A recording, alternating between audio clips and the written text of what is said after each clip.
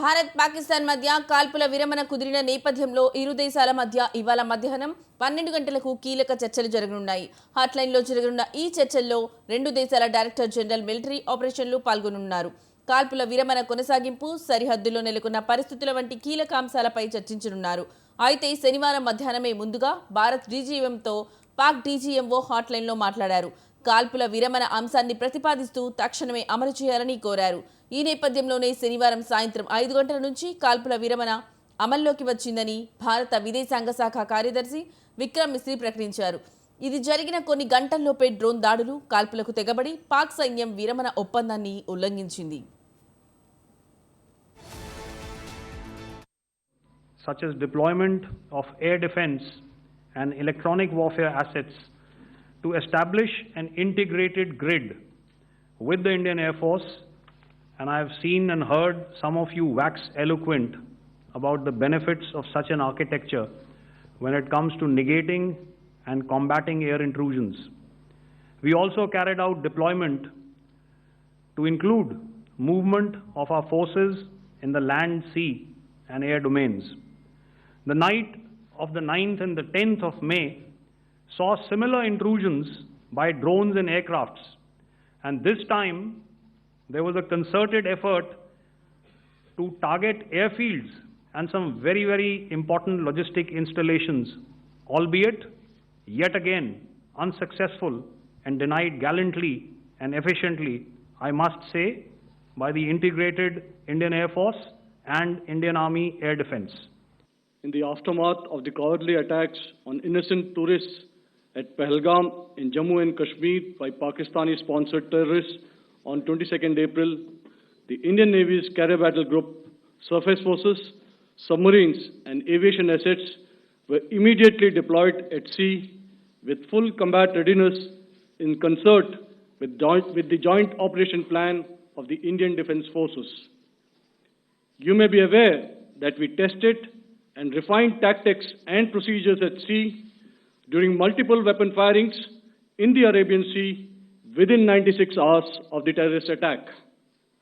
The aim was to revalidate our crew, armament, equipment and platform readiness to deliver various ordnance on selected targets precisely.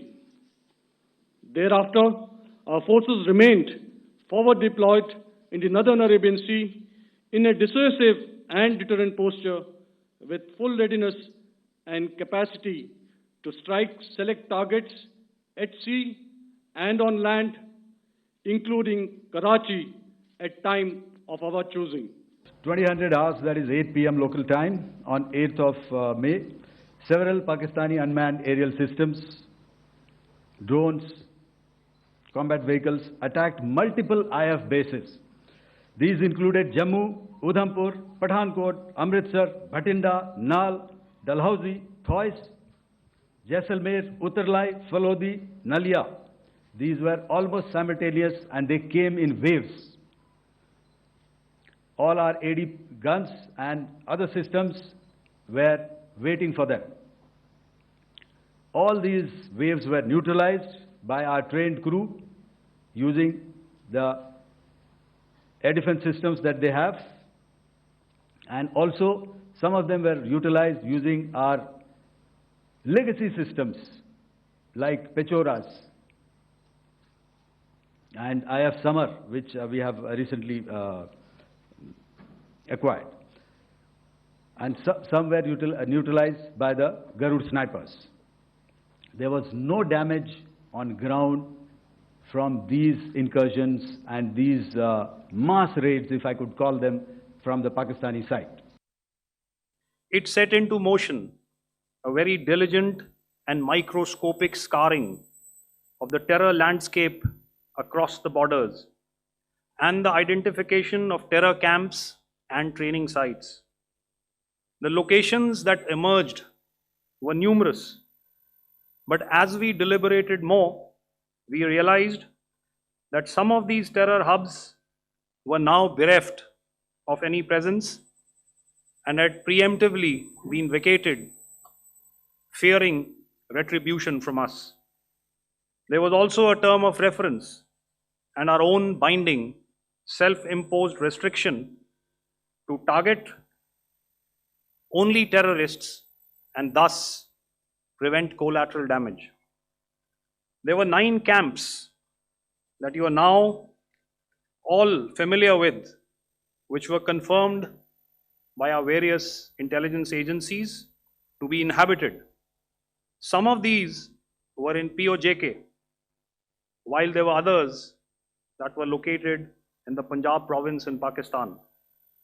Nefarious places such as Muridke, the hub center of the Lashkar-e-Taiba, has over the years bred infamous characters such as Ajmal Kasab and the likes of David Headley. What followed was a careful scrutiny of each of these sinister locations, their layout, configuration, even the type of construction in each structure, and the terrain obtained around these. This was with an obvious intent to deduce and identify the exact vector that was required for their neutralization, as also the eyes in the sky that we would send up to ensure that we brought back evidence that we had indeed targeted what we set out to. The precise images of these engagements on that fateful and historical night have already been showcased during the first press statement on the 7th of May that was helmed by our Foreign Secretary.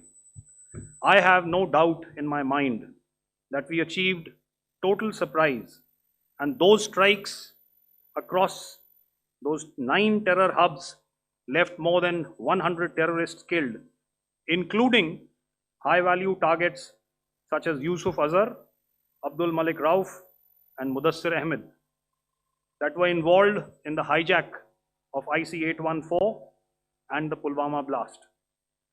The line of control was also violated soon after by Pakistan, and the erratic and rattled response of our enemy was apparent from the number of civilians, inhabited villages, and religious sites such as Gurudwaras that were unfortunately hit by them, leading to a sad loss of lives. The Indian Air Force played a major part in these strikes by engaging some of these camps, and the Indian Navy provided 2000 hours, that is 8 p.m. local time, on 8th of May, several Pakistani unmanned aerial systems, drones, combat vehicles attacked multiple IF bases.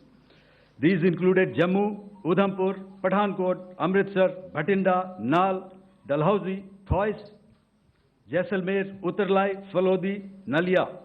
These were almost simultaneous and they came in waves. All our AD guns and other systems were waiting for them.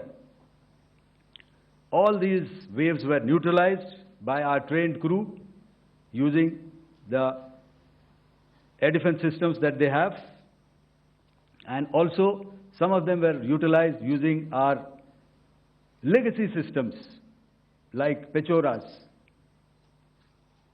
and IF Summer, which we have recently acquired. And some were neutralized by the Garud snipers. There was no damage on ground from these incursions and these mass raids, if I could call them, from the Pakistani side. However, following these relentless attacks on our air bases, on our forward positions, and on our civilian targets, this was time to convey some message to our adversaries.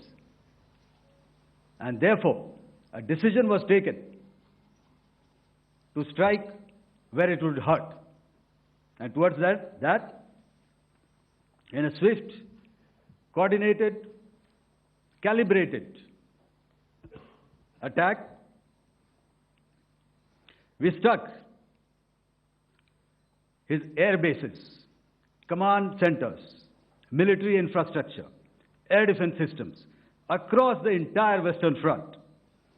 The bases we struck include Chaklala, Rafiki, and mind you, Chaklala is Islamabad. Rahim Yar Khan, Sakar, sending a clear message that aggression will not be tolerated. This was followed by strikes at Sargoda, Bholari, Jacobabad. We also struck the C2 centers at Murid, the UAE complex at Murid, Rafiki, radar at Chunia, which I will show you, Rahim Yar Khan airfield, and the unmanned combat aerial vehicle hangar.